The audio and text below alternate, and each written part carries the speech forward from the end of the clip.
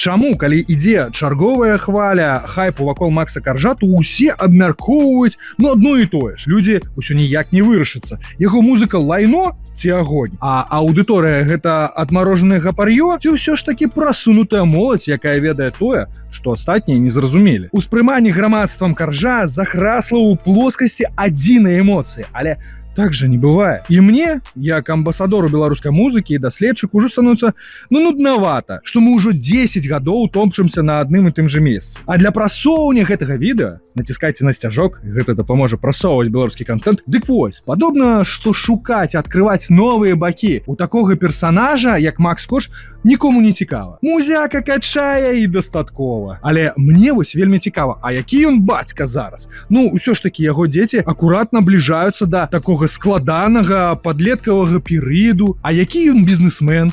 Зразумела, што фінансава Макс забяспечаны. Але адмена ў Алматы, напрыклад, стварыла яму вялікія праблемы. Мне капец як цікава, як ён і яго каманда перажывалі страту ляма. Ці колькі там укладзена згарэла, ці было не даатрымана за той канцэрт, які не адбыўся.